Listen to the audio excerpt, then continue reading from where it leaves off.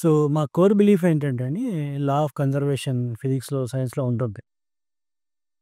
అలాగే ఈ కష్టము, సుఖము అనేవి గూడా లా ఆఫ్ కన్జర్వేషన్‌ని ఫాలో అవుతాయి అన్నీ. మనిషి జీవితంలో ఏదో టైంలో కష్టపడాలి, ఏదో టైంలో సుఖపడాలి.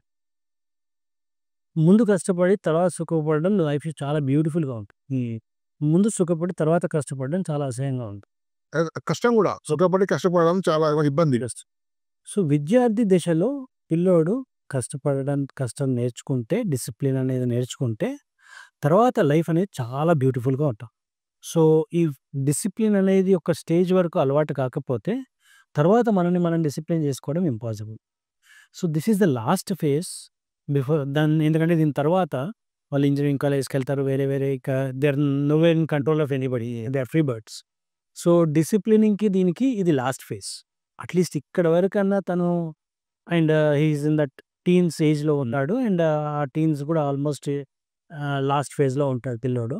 సో, ఈ టైంలో కనుక డిసిప్లిన్ తను అలవర్చుకొని, ఒక గోల్ ఓరియంటేషన్ అలవర్చుకొని, ఒక లక్ష్యం సాధించే విధంగా తను దిశానిర్దేశాలు చేసుకోకపోతే తర్వాత ఫ్యూచర్‌లో ఇబ్బంది పడాల్సొస్తుంది.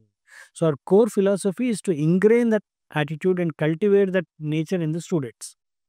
సో, అందుకే మా దగ్గర ప్రతి క్యాంపస్‌లోనూ డిసిప్లిన్‌కి utmost importance discipline, hard work. Hard work. ఎందుకంటే ఒక గోల్ ఓరియంటేషన్ పెట్టుకొని ఆ గోల్ ఆల్రెడీ ఇది రిలాక్స్ అయ్యేటువంటి 2 ఇయర్స్ హ్యాపీగా స్పెండ్ చేసే లాంటివి కావు. రంగా హార్డ్ వర్క్ స్పెండ్ చేయడానికి లైఫ్ అంతా ఉంది. స్కూల్ ఉంది, ఇంజినీరింగ్ ఉంది. లైఫ్ అంతా ఉంది. రిలాక్స్ రావడం కోసం. ఎగ్జాక్ట్‌లీ. అండ్ ఇక్కడ హ్యాపీనెస్‌ని మేము రీడిఫైన్ చేసేదేంటంటే, కష్టపడితే అన్‌హ్యాపీనెస్ కాదు. కాదు. కాదు. ఒక గోల్ పెట్టుకొని దాని దిశగా పనిచేయడం అన్‌హ్యాపీనెస్ కాదు. ఖాళీ కూర్చొని గాలి మాటలు చెప్పుకోవడం హ్యాపీనెస్ కాదు. So, we have to true completely dissociate these words. True. అనవసరంగా కొంతమంది చిన్న పిల్లలు పందే ఇప్పుడు హ్యాపీ అనుకుంటారు. పని చేయకపోవడం, ఖాళీగా కూర్చోబెట్టడం స్ట్రెస్ ఫ్రీ అనుకుంటారు. ఖాళీగా కూర్చుంటే 4 రోజులు మీరు ఖాళీగా కూర్చొని చూడండి ఏ పని లేకుండా పిచ్చిలేసిపోతారు. సో, ఇవన్నీ ఓ టబూస్ క్రియేట్ చేస్తున్నారు మార్కెటింగ్ జిమ్మిక్స్. మిమ్మల్ని ఆడిస్తాం, పాడిస్తాం, ఇంకేదో చేస్తాం, ఐఐటీ వచ్చేస్తుంది. That is not the way. ఒక గోల్, దాని ఫోకస్ మీద పెట్టుకున్నప్పుడు పని చేయడం అనేది చాలా, చాలా, చాలా, చాలా అవసరమైన విషయం. అండ్ అది ఇప్పుడు గనుక అలవాటవుతే ఫ్యూచర్‌లో చాలా సార్లు సిట్యుయేషన్స్ ఎలా ఉంటాయంటే, మనం ఒక గోల్ ఇంటర్మీడియేట్ ఒక చిన్న స్మాల్ డ్యూరేషన్ గోల్ ఏదో ఉంటుంది మనకి.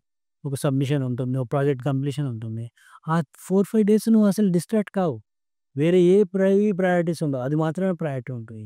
అండ్ ఎప్పుడు ప్రయారిటైజ్ చేసుకోవాలి, దేన్ని ప్రయారిటైజ్ చేసుకోవాలి, అన్నీ కూడా నీకు అలవాటు అయిపోయి ఉంటుంది.